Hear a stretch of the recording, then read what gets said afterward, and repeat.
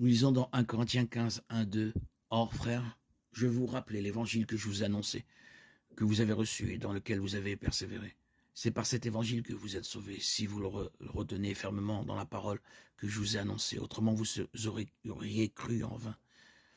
Nous lisons encore dans Galates 6, 7, 9. Ne vous y trompez pas, on ne se moque pas de Dieu. L'homme récolte ce qu'il a semé. Celui qui sème pour plaire à sa nature charnelle moissonnera de sa nature charnelle la destruction. Celui qui sème pour plaire à l'esprit moissonnera de l'esprit la vie éternelle. Ne nous lassons pas de faire le bien, car nous moissonnerons autant convenable si nous ne nous relâchons pas. Galates 6, 7, 9. Ces passages et bien d'autres qui pourraient être cités soulignent la qualité conditionnelle du salut du croyant.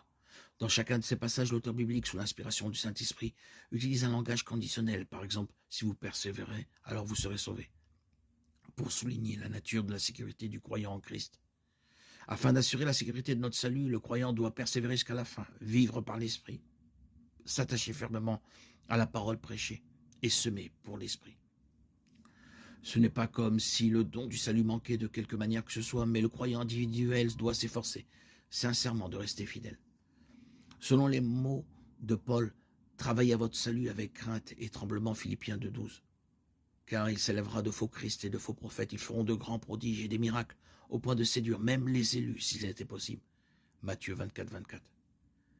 Car j'ai l'assurance que ni la mort, ni la vie, ni les anges, ni les dominations, ni le présent, ni l'avenir, ni les puissances, ni la hauteur, ni la profondeur, ni aucune autre créature ne pourra nous séparer de l'amour de Dieu manifesté en Jésus-Christ notre Seigneur. Romains 8, 38, 39. Je leur donne la vie éternelle et ne périront jamais. Personne ne peut les arracher de ma main. Mon Père qui me les a donnés est plus grand que tous. Personne ne peut les arracher de la main de mon Père. Jean 10, 28, 29.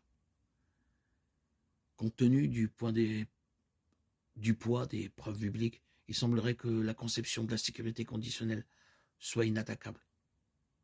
Comment pourrait-on contester l'idée que le croyant doit rester fidèle jusqu'à la fin pour assurer son salut?